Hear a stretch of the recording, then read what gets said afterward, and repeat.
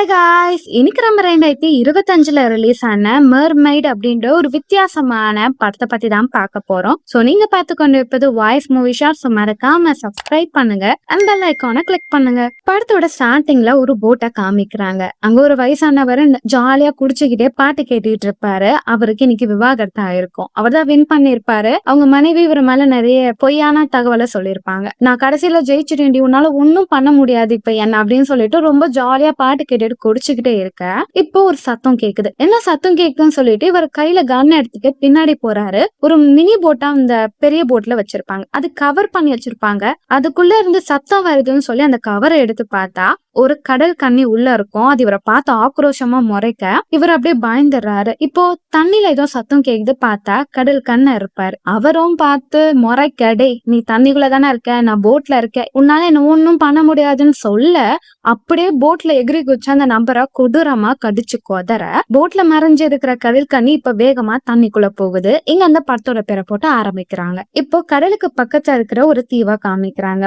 இந்த இடத்துல ஒரு அக்வாரியம் இருக்கு. நிறைய தொட்டில வித்தியாசமான மீன்களை வச்சிருப்பாங்க. ஆனா இந்த இடத்துக்கு வரவங்க யாரும் மீனை பார்க்க வரல. அங்க கிளாமரா இருக்கிற பொண்ணுங்களை பார்க்க தான் வராங்க. இந்த இடத்துல தான் நம்ம படத்தோட ஹீரோ வேலை பாக்குறாரு. இவர் வேலை என்னன்னா மீனுங்க இருக்கக்கூடிய டேங்க ஃபுல்லா கிளீன் பண்ணி மீனுங்களா நல்லபடியா பாத்துக்கணும்ன்றதுதான் ஹீரோட வேலை. ஆனா இப்போ ஹீரோட பாஸ் ஹீரோ கூப்பிட்டு என்ன சொல்றாங்கன்னா, வரவங்க யாரும் மீனை பார்க்க வரல, அதனால உனக்கும் வேலை இதுக்கு அடுத்தது இருக்காது, நீங்க இருந்து கிளம்பு, தேவைப்பட்ட உனக்கு கூப்பிடுறேன்னு சொல்ல ஹீரோக்கு இருந்தது இந்த ஒரே ஒரு வேலை. இதுவும் போயிடுச்சுன்னு சொல்லிட்டு ஹீரோ ரொம்ப டென்ஷனா இருக்காரு. அது மட்டும் இல்லாம இன்னைக்கு ஹீரோ உங்க பொண்ணோட டைம் ஸ்பெண்ட் பண்ணணும். ஹீரோக்கு திருமணமாய் குழந்தை இருக்கும். அவங்க மனைவி இவரை விவாகரத்து பண்ணி பணக்கார ஒருத்தரை திருமணம் பண்ணிருப்பாங்க. டைம் இருக்கும்போது அவங்க பொண்ணோட ஹீரோ வெளியே போவாரு. இன்னைக்கும் அப்படி போறாரு. ஆனா அவர் ஒழுங்கா கேம் விளையாட மாட்டேன்றாரு, பயங்கரமா சொதப்புறாரு. அவங்க பொண்ணுக்கே போர் அடிக்குது. அவங்க பொண்ணு கிட்ட அடுத்த வாட்டி போட்ல நம்ம போலாம், அது கொஞ்சம் ஃபன்னா இருக்கும்னு சொல்ல அந்த பொண்ணு ஓகே ஓகேன்னு சொல்லிட்டு கிளம்புறா. இப்ப அவருடைய எக்ஸ் மனைவிய வந்து, நாளைக்கு நம்ம பொண்ணோட பர்த்டே, நீ கண்டிப்பா வரணும், அது மட்டும் இல்லாம என் கணவர் உனக்கு கொஞ்சம் பணம் கொடுத்தார்ல, அந்த பணம் எதுக்குன்னா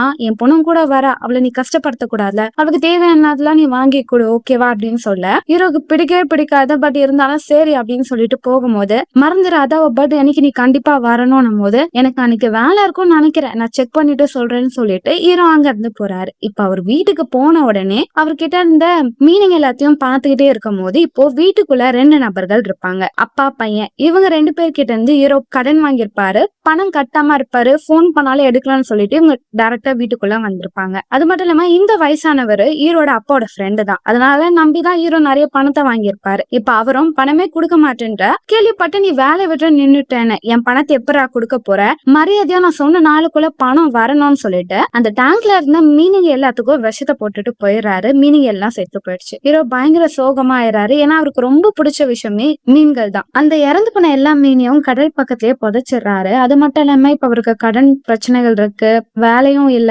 என்ன பண்றது, என்னடா வாழ்க்கை இது, பேசாம நம்ம சூசைட் அட்டன் பண்ணிடலாம்னு சொல்லிட்டு போட் எடுத்துட்டு கடலுக்கு போறாரு. கழுத்துல கயிறு கட்டி கன்னால ஷூட் பண்ணலான்னு பார்க்கும்போது தண்ணில அவருக்கு ஏதோ ஒண்ணு தெரியுது. அதை எடுத்துட்டு வந்து பார்த்தாதான் தெரியுது அது கடல் கன்னி. அடிபட்டு தண்ணியில மிதந்துகிட்டு இருக்கும். அதை எடுத்துட்டு வந்து அதோட கழுத்து பக்கம் கிழிஞ்சதெல்லாம் தைச்சுக்கிட்டு இருப்பாரு. இது அங்க ஆல்ரெடி ஒரு மெயில் ஒண்ணு சுத்திட்டு இருக்கும், அதுதான் இதை அட்டாக் பண்ணிருக்கோம் நான் நினைக்கிறேன். அது மட்டும் இல்லாம ஒரே நாள்ல ஆன்லைன்ல கடல் கன்னி என்ன சாப்பிடும், அது எப்படி இருக்கும்னு சொல்லிட்டு எல்லாத்தையும் சர்ச் பண்ணி கொஞ்சம் கொஞ்சம் தெரிஞ்சு வச்சுக்கிறாரு. இப்ப அது கொஞ்சம் கொஞ்சமா மயக்கத்துல இருந்து கண்ணை திறந்து பாக்குது. அதுக்கு பசி இருக்கனால இவர் ஆல்ரெடி வளர்த்த மீனுங்க இறந்து போயிருக்கும், அதெல்லாம் மண்ணை தோண்டி எடுத்துட்டு வந்து அதையே எடுத்து அந்த கடல் கன்னிக்கு உணவா கொடுக்கறாரு. அது மட்டும் இல்லாம இவர்கிட்ட இருந்த மயக்க மாத்திரையை அந்த மீன்ல கலந்து கொடுக்கறாரு. அப்பதான் இது மயக்கத்துல இருக்கும், இந்த இடத்த விட்டு போகாது அப்படின்னு நினைப்பாரு. அவருக்கும் கொஞ்சம் கம்பெனிக்கு ஆள் இருக்குன்ற மாதிரி எண்ணம் இருக்கும். இந்த விஷயம் நடந்துகிட்டு இருக்க அவர் வீட்டை நோக்கி அந்த மோசமான மான்ஸ்டர் வெளியே வெயிட் பண்ணிட்டு இருக்கும். இந்த விஷயம் தெரியாம ஹீரோவும் அதுக்கு மயக்க மருந்து கொடுக்க அது தூங்கிடுது. அப்படியே ஹீரோவும் அது கிட்ட ரொம்ப நேரம் பேசிட்டு தூங்கிடுறாரு. இப்ப அடுத்த நாள் காலையில கடல் கணிக்க கொடுக்க உணவே இல்லாதனால இவர் சாப்பிடுற உணவை ரெடி பண்ணி பிளேட்ல வச்சிருப்பாரு. இப்ப பாத்ரூம் கதவை திறக்க அது அப்படியே பாஞ்சிட்டு இவர் அட்டாக் பண்ண வரும். ஆனா சாப்பிட பார்த்த பிறகு அது சாப்பிட ஆரம்பிக்குது. இவரும் கட்டலுக்கு அந்த பக்கம் மறைஞ்சிட்டு இருக்கும் போது இவரோட போன் ரிங் ஆகுது. அந்த சத்தத்தை கேட்டாது இவர் அட்டாக் பண்றதாக கிட்ட வருது. ஆனா அவர் ஒண்ணும் பண்ணாம கொடுத்த உணவு அது பிடிக்காதனால ஒரு மூஞ்சிலேயே துப்பிடுது. இப்ப அவரும் அந்த கடல் கண்ணியை தூக்கிட்டு வந்து வந்து பாத்ரூம்லயே போட்டுறாரு. அப்ப அவருக்கு ஒரு கால் வரும். அவங்களோட எக்ஸ் ஒய்ஃப் தான். பர்த்டேக்கு வரியா? என்ன பிளான்ல தான் இருக்கு? நான் தான் உன்கிட்ட சொன்னேன்ல நீ வரணும். இல்ல நம்ம பொண்ணு அப்செட் ஆயிருவான்னு சொல்ல. எனக்கு ஒரு முக்கியமான வேலை இருக்கு. நான் உனக்கு அப்புறம் கால் பண்றேன்னு சொல்லிட்டு போனை கட் பண்றாரு. இப்ப அந்த கடற்கன்னி கிட்ட அவர் ரொம்ப நேரம் அவரோட வாழ்க்கையில நடந்த சோகமான விஷயத்தெல்லாம் சொல்லிக்கிட்டு இருக்க. அதுக்கு புரியுதோ என்னவோ அது ரொம்ப நேரம் சைலண்டா இருக்கனால அது கவனிக்குதுன்னு சொல்லிட்டு இவர் பட்டன் பேசிட்டே இருப்பாரு. அது கூட டைம் ஸ்பெண்ட் பண்ணுவாரு. அதுவும் இவரை அட்டாக் பண்ணாம இருக்க கேர்ள் ஃபிரெண்ட் மாதிரியே தூக்கி வச்சு ரொமான்ஸ் பண்ணுவாரு, பாட்டு பாடுவாரு, பெட்லயே படுக்க வச்சுட்டு எல்லா கதையும் சொல்லிட்டு இருப்பாரு. இவருக்கு அவங்க அம்மானா ரொம்ப பிடிக்கும். ஆனா அவங்க அம்மா அதிகமா ஸ்மோக் பண்ணுவாங்க. அதனால சீக்கிரமா உடம்பு சரியில்லாம இறந்து போயிட்டாங்க. அவங்க போன பிறகு நான் ரொம்ப கஷ்டப்பட்டேன். அதுக்கடுத்து நான் வேலை பார்க்குற இடத்துல ஒரு பொண்ணை மீட் பண்ணேன். அவளை நான் லவ்லாம் பண்ணல. ஏதோ ஒரு ஃப்ளோல அந்த பொண்ணும் நானும் ஒன்னா இருந்தோம். குழந்தை பிறந்தது. அதுக்கடுத்து அவளுக்கு என்ன பிடிக்காம போனாலும் நாங்க பிரிஞ்சுட்டோம். இப்ப என் வாழ்க்கையில ஹோப்னு ஒரு விஷயமே இல்ல. ஏதோ ஒரு ஃப்ளோல வாழ்க்கை போயிட்டு இருக்கு அப்படின்னு சொல்லி புலம்பிட்டு இருக்க. பேசிட்டே இருக்கும் போதுதான் ஈரக்கு ஒரு ஐடியா வரும். இப்ப வேகமா கீழே போய் அவரோட திங்ஸ் எல்லாம் எடுத்துட்டு வந்து அந்த கடற்கன்னிக்கு மனுஷ பொண்ணு மாதிரி அப்படியே பயங்கரமா மேக்கப் பண்ணி வீல் சேர்ல வச்சுட்டு இப்ப அவங்க எக்ஸ் ஒய்ஃபோட வீட்டுக்கு போறாங்க. அவங்களோட கணவரும் யார் இந்த லேடி என்னும் போது என் கேர்ள் ஃபிரெண்ட் தான், அவளுக்கு உடம்பு சரியில்லை, அதான் வீல் சேர்ல கூட்டிட்டு வரேன்னும் போது ஓ உனக்கு கேர்ள் ஃபிரெண்ட்லாம் இருக்காளா, சரி வா வா அப்படின்னு சொல்லிட்டு இப்ப இன்வைட் பண்றாங்க. எல்லாமே வராங்க. அவங்க பொண்ணு கேக் கட் பண்ணும் போது ஹீரோ அவர் ஒரு கிஃப்ட் கொடுக்குறாரு. இது என்னோட அம்மாவோட பிரேஸ்லைட், நீ ஞாபகார்த்தமா வச்சுக்கோன்னு சொல்லி கொடுக்க. அதை பார்த்து எல்லாமே இது ரொம்ப மொக்கையா இருக்குன்னு சொல்ல அந்த பொண்ணு அப்செட் ஆகி அங்க இருந்து வேகமா போறா. இதை பார்த்த ஹீரோட எக்ஸ் ஒய்ஃபும் உனக்கு அறிவே இல்லையா, என் பொண்ணு இப்படிதான் எல்லாரும் முன்னாடி அசிங்கப்படுத்துவியா, உன்னை யாரு கிஃப்ட் கொடுக்க சொன்னா, இல்லைன்னா கிட்ட கேட்டுதான் நான் காசு கொடுத்திருப்பேன்ல அப்படின்னு சொல்லும் போது நான் என்ன தப்பு பண்ண, எதுக்கு என்ன குறை சொல்றேன், எனக்கு ரொம்ப பிடிச்ச விஷயம் அது என் பொண்ணுக்கு நான் கிஃப்டா கொடுத்தேன், அதுக்கு நீ இப்படிலாம் பேசலாமான்னும் போது உனக்கு அறிவே இல்ல, உன் கூட இருக்க பிடிக்கலன்னு தான் நான் வந்தேன், ஆனா அவ உன்னை ரொம்ப நேசிக்கிறா, அப்பா கூட டைம் ஸ்பெண்ட் பண்ணணும்னு சொல்றா, அதனால உன்னை கூட்டிட்டு வந்தேன், இல்லைன்னா உன் மூஞ்சி நான் பார்க்கணும்னு நினைச்சிருக்கவே மாட்டேன்னு சொல்ல இப்போ சரி நானே போய் என் பொண்ணை சமாதானப்படுத்துறேன்னு சொல்லிட்டு பெட்ரூம் போவார். பார்த்தா அவளோட ஸ்டெப் ஃபாதரும் அவளும் பேசிட்டு இருப்பாங்க. அப்போ அவரும் உங்க அப்பா ஒரு லூஸ் அப்படிதான், நீ எதையும் நினைச்சுக்காத, நீ என்ன வேணும்னு கேளு நான் உனக்கு வாங்கி தரேன். இப்போ வெளியே கத்துற சத்தம் கேட்கும். என்னன்னா அந்த கடல் கண்ணி தண்ணி விட்டு ரொம்ப நேரம் வெளியே இருக்க முடியாது. இப்ப அவங்க எல்லா இடத்துலயும் வாமிட் பண்ண ஆரம்பிக்கும் போது எல்லாமே பயப்படுவாங்க. இவரோட எக்ஸ் ஒய்ஃபோ இந்த பார்ட்டியே நாசமாக்கிட்ட, உன் கேர்ள் ஃபிரெண்ட தூக்கிட்டு வெளியே போடா அப்படின்னு சொல்லிட்டு பயங்கரமா கத்த அவரும் வேகமா வீட்டுக்கு கூட்டிட்டு வராரு. அப்படி வீட்டுக்கு வரும்போது பார்த்தா அந்த மான்ஸ்டர் அவருக்காக வெயிட் பண்ணிட்டு இருக்கோம். இது நான் புது பிரச்சனைன்னு சொல்லிட்டு வேக வேகமா உள்ள போய் கதவை சாத்திடுறாரு. ஆனா அந்த மான்ஸ்டர் ஜன்னலை உடைச்சிட்டு உள்ள வந்து ஹீரோவை பயங்கரமா அட்டாக் பண்ணுது. அது அந்த ஃபீமேல் மர்மைட பார்த்த பிறகு ரொம்ப நேரம் சைலண்டாவே இருக்கு. அது ஹீரோ காண்டாயிட்டு பேன் எடுத்துட்டு மண்டையில போட்டுட்டு மரியாதையா அங்க இருந்து போ, என் வீட்டுக்கு உன்னை வர நான் இன்வைட் பண்ணவே இல்ல, வெளியே போக சொல்லி அடிச்சு அனுப்பிடுறாரு. இப்போ அந்த கடல் கண்ணி எடுத்துட்டு போய் பாத்துட்டப்ல வைக்கிறாரு. ரொம்ப நேரம் கழிச்சு தண்ணியில இருந்த பிறகு இப்பதான் அது கொஞ்சம் ரிலாக்ஸா இருக்கு. ஆனா ஹீரோ பார்த்த பிறகு அதுக்கு கோபம் வருது, பயங்கரமா முறைக்குது. எனக்கு புரியுது, என் சுயநலத்துக்காக உன்னை நான் யூஸ் பண்ணிக்கிட்டேன், இதுக்காக நான் அப்படி பண்ண மாட்டேன்னும் போது அது இன்னும் அவர் மேல கோவமா இருக்கும். சரி சரி நீ இங்கே இரு, நான் வெளியே போறேன்னு சொல்லிட்டு அவர் கொஞ்ச நேரம் வெளியே போயிடுறாரு. இப்ப அடுத்த நாள் காலையில விடியுது. ஹீரோட வீட்டுல அந்த கடற்கண்ணி இருக்கும் போது ஹீரோ கிட்ட பணத்தை கொடுத்த அப்பா பையன் 2 பேரும் வீட்டுக்கு வராங்க. எங்கடா இவன் ஆளை காணோம், பணம் கொடுக்க சொன்னா வீட்டை விட்டு எஸ்கேப் ஆயிட்டானான்னு சொல்லிட்டு சரி வீட்டுல ஏதாவது பொருள் கிடைக்கதா அதை எடுத்து வித்துடலாம்னு சொல்லி தேடும் போது பாத்ரூம்ல கடல் கண்ணி இருக்கிறது அவங்க கண்ணுல மாட்டிக்கும். தூக்குடா அதை தூக்கிட்டு போய் வித்துடலாம் அப்படின்னு சொல்லிட்டு தூக்கிட்டு போய் டீலர் கிட்ட கூட்டிட்டு போய் இவங்க வித்துறாங்க. அதே நேரம் வீட்டுக்கு வராரு. பார்த்தா கடல் கண்ணில ஒருவேளை அது கோச்சிட்டு இங்க இருந்து போயிடுச்சுன்னு நினைச்சிருவாரு. அப்பதான் கொஞ்ச நாள் கழிச்சு பாக்குறாரு, அந்த பாத்ரூம்ல யாரோ நடந்து போனா கால் தடம் இருக்கும். அப்ப யாரோ வந்து இதை தூக்கிட்டு போயிருக்காங்கன்னு ஹீரோக்கு புரியுது.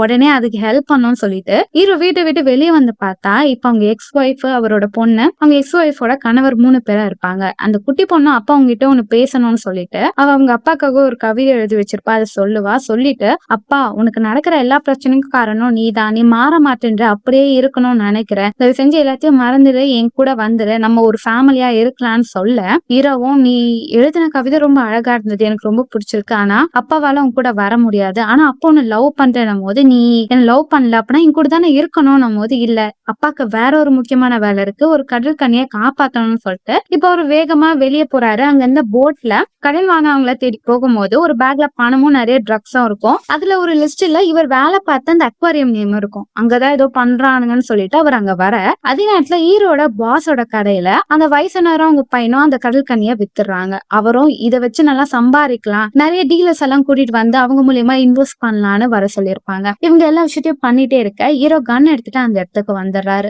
வந்த உடனே அந்த வயசானவரோட பையனை மிரட்டுறாரு. டேய், நீ எடுத்துட்டு வந்தது கன்னு என்னோட போட்ல இருந்து தானே, அது டம்மி கன்னுடான போது ஹீரோ நம்ப மாட்டார், ஷூட் பண்ணுவாரு. உண்மையாவே அது டம்மி கன்னு தான். ஒரு லூசு பயல அப்படின்னு சொல்லிட்டு அவர்கிட்ட இருந்த மயக்க ஊசியை குத்த ஹீரோ மயக்கம் போட்டுறாரு. இப்ப அவங்க பிடிச்சிட்டு வந்து அந்த கடல் கண்ணிய தண்ணியில விடுறாங்க. அங்க இருந்து இன்வெஸ்ட் பண்றவங்க எல்லாம் பாக்குறாங்க. ஓகே, இது நல்ல பிசினஸ் தான், இதுல இன்வெஸ்ட் பண்ணா நிறைய பணம் கிடைக்கும்னு பாத்துக்கிட்டே இருக்க ஹீரோ கண்ணை திறந்து பாக்குறாரு. இப்போ அவரு அந்த வயசானோட பையனை தண்ணியில தள்ளி விட்டுறாரு. ஆல்ரெடி அந்த கடல் கண்ணி கான்ல இருக்கும். அந்த நபரை போட்டு கடிச்சு கொதற இன்வெஸ்ட் பண்றவங்க எல்லாம் இது ரொம்ப டேஞ்சர் சொல்லிட்டு அந்த இடத்த விட்டு போயிடுறாங்க. என் பிசினஸ நாசமாக்கிட்டேன், என் பையனையும் கொன்னுட்டு உன்னை சும்மா விட மாட்டேன்னு சொல்லிட்டு கடல் கண்ணியும் ஹீரோவையும் போட்ல தூக்கி போட்டு அந்த வயசானவர் கடல்ல போயிட்டு இருக்காரு. இப்ப ஹீரோ கண்ணை திறந்து பாக்குறாரு. அந்த கடல் கண்ணியும் அங்க இல்ல. அந்த வயசானவரும், டேய், நீ பண்ணதுக்கு நான் உன்னை சும்மா விட மாட்டேன், உன்னை என்ன தெரியுமா பண்ண போறேன், தண்ணில தள்ளி விட்டுட்டு தலையில கண்ணால ஷூட் பண்ண போறேன், என் பையன் நீ கொன்னல, உன்னை துடிக்க துடிக்க சாகடிப்பேன்டான்னு சொல்லும் போது ஹீரோ சைலண்டா இருக்க.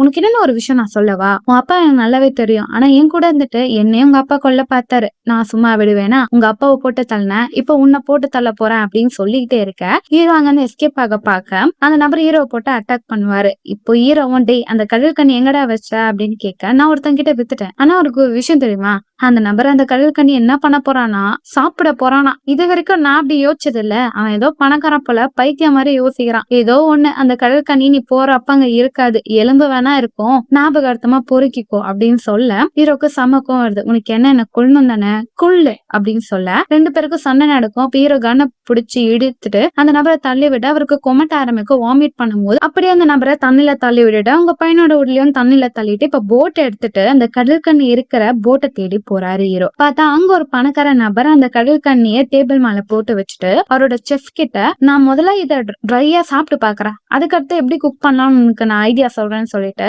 அந்த கடல் கண்ணியோட தோலை அப்படியே கட் பண்ணி சாப்பிட்டுட்டு, சி இது நல்லாவே இல்ல, செஃப் இங்க வா, நான் சொல்ற மாதிரி நீ சமைச்சே கொடுத்துரு, ஏதாவது சாப்பிட்டு பின்விளைவுகள் வந்துட போகுது எனக்கு அப்படின்னு சொல்லிக்கிட்டே இருக்க ஹீரோ கன் எடுத்துட்டு அந்த ஸ்பாட்டுக்கு வந்துறாரு. லூசு பயல, இந்த கடல் கண்ணி ஏன்டா அப்படி படுத்துற, அதை விடடான்னும் போது, நீ யாரு, நான் ஆல்ரெடி கொடுக்க வேண்டிய செட்டில்மெண்ட் தான் கொடுத்துட்டேனே போது, இது என்னோட கடல் கண்ணி, நீ எப்பரா தூக்கிட்டு வரலாம் போது, ஓ அப்படியா, சரி, நான் பெரிய பணக்காரன், நான் இந்த உலகத்துல சாப்பிடாத உணவே இல்ல, போகாத இடங்களே இல்ல, என்கிட்ட அவ்வளவு பணம் இருக்கு, ஆனா இந்த இடத்துக்கு வந்தா மட்டும் நான் தினம் தினம் புது புது விஷயத்த பாக்குறேன், அப்படிதான் இந்த கடல் கண்ணிய பார்த்தேன், இது வரைக்கும் நான் அதை டேஸ்ட் பண்ணது இல்லடா, நான் டேஸ்ட் பண்ணிடுறேன் ஒரு வாட்டி அப்படின்னும் போது, முடியாது அப்படின்னும் போது, உனக்கு என்னதான் பிரச்சனை, உனக்கு என்ன வேணும் கேளு, நான் எது வேணாலும் தரேன், உனக்கு பணம் வேணுமா இல்ல ஹோட்டல் வேணுமா என்ன கேள்றா, எனக்கு இதை சாப்பிடணும்னு தோணுது போது இப்ப ஹீரோவும் அமைதியாயிடுறாரு. பணத்துக்கு ஒத்துக்கிட்டேயோ, பணத்தை பார்த்து யாரு வாய் பொழக்காம இருப்பாங்க அப்படின்னு சொல்லிட்டே இருக்க ஹீரோ பயந்தது எதுக்குன்னா, பின்னாடியே அந்த மான்ஸ்டர் வந்திருக்கும், அதை அந்த தாத்தாவை போட்டு கடிச்சு கொதறி குருமா பண்ணிடுது. இதை பார்த்து ஹீரோவும் பயந்து வேகமா கீழே போய் ஒளிஞ்சுக்கிறாரு.